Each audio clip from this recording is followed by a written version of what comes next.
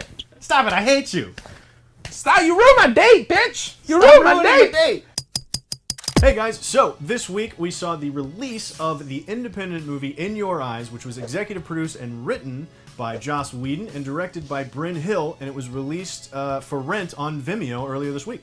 Yeah, he premiered it at Tribeca, and immediately following the screening, there was a video of dopey Joss Whedon that came up, probably on the set of Avengers 2, being Hey like, guys, it's Joss. He released it on Vimeo immediately after the screening, which I think is really cool. I mean, he's always been at the forefront of experimenting with distribution systems for movies that aren't the $300 million big blockbuster. With Dr. Horrible, back then when he did that, he financed that himself and he released it on iTunes. Later, with Much Ado About Nothing, he released that in limited theaters, but it was also available in different places online. And now with Vimeo, which Vimeo on Demand has been around for a little while, but nobody's kind of noticed. Right. And this is the highest profile thing that they've done. Yeah, for sure. this will hopefully maybe sort of kickstart Vimeo on Demand. It's up on Vimeo for rent for $5. $5 is all it takes. But it's really cool seeing this sort of shortcut around the studio system for independent filmmakers to get their stuff out there. And there's been a lot of people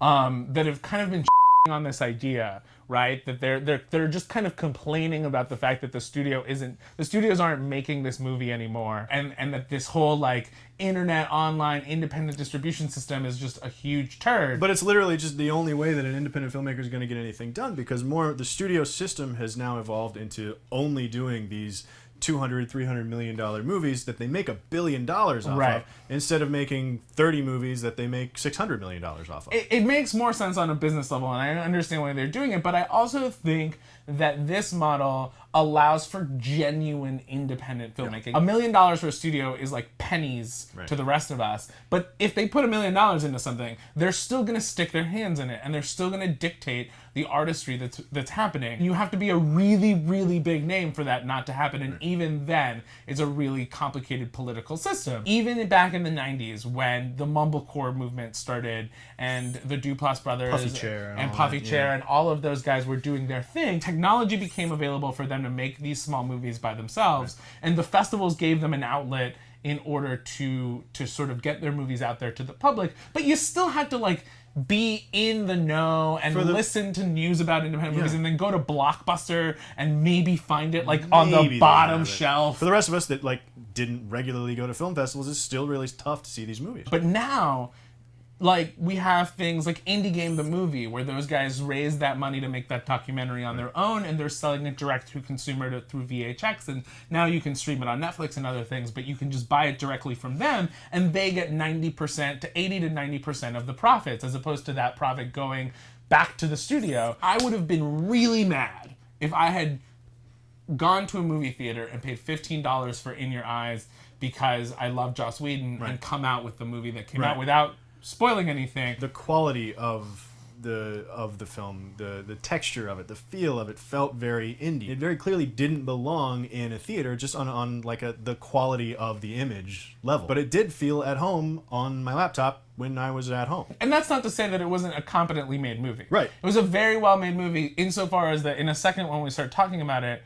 I think the issues that we had with it are sort of nitpicky plot, personal issues in terms of the structure and the story, but in terms of the actual filmmaking of it, it was well made, it was well performed. It was a proper film, it really was. Now, having said all that, we love the idea behind everything. Conceptually, we love where it's at. Go pay $5, go watch it, support the cause. Link in the description. Because we all need to do it. If you're going to watch it right now, go ahead and pause this, go pay your $5, watch it.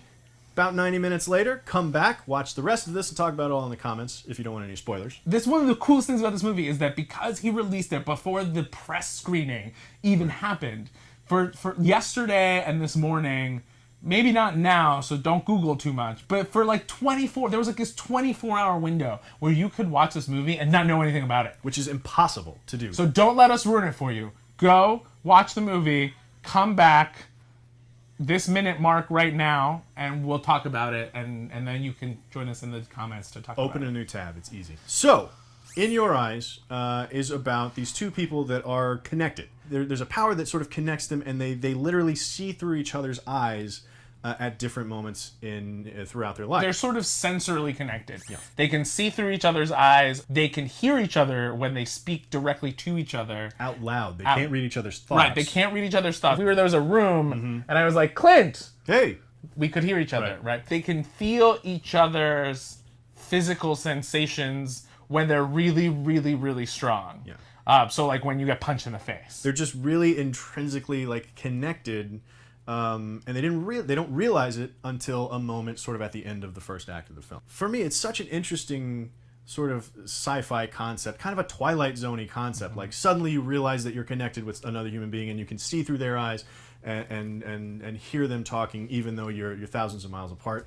And like, what does that do to you, like as a person? And so for me, they took kind of a romantic comedy angle for it, because there's like hijinks that happens. Like she ruins a date that he's on. It goes CW really quick, and that's sort of where I kind of checked out of it. It didn't need to go like super dark, like one of them needs to be a serial killer or a psycho or anything like that, but I wanted a little more sort of grittiness out of like, no, really, like what would happen. It definitely felt like it lacked a little bit of genuineness. Yeah. That like this isn't, it wasn't set in like a universe where this is reality and then it happened to these people in the real world and they don't know how to explain it and then they're dealing with the consequences. It's just about their relationship and watching their relationship build. And so it's definitely more Twilight than Twilight Zone. And it's about like ignoring the circumstances that you're in that might hold back that relationship. But this isn't reality, right? This is romantic fantasy, and they will live happily ever after in Canada or up in Greenland or something. Probably Greenland. And they'll be fine, and they'll be and they'll be able to touch each other at the same while they're touching themselves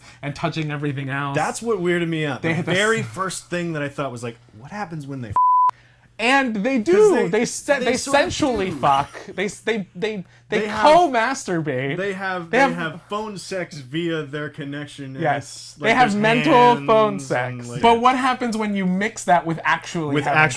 Being there? Like, it would be like banging a mirror, as far as I could tell, or like somebody in a me or suit. it would be like it'd be the double mint twin version of awesome. I guess. Right? So yes, I do think that there's a gigantic suspension of disbelief that has to happen, and I think that if you you have to avoid the like Joss Whedon-esque expectation of it being a grand sci-fi movie, because it's a cheap, small, super contained, tiny romance. And I didn't need it to be a great big sci-fi movie. In fact, there's a little bit of a car chase at the end, and I was like, don't do that. That's not, like, it doesn't even need to be that big. It had this great sci-fi idea at its very core, and I felt like it got sort of ignored because of the romanticness. It tried to be bigger than it was at points. It was clunky. It was a little bit amateurish.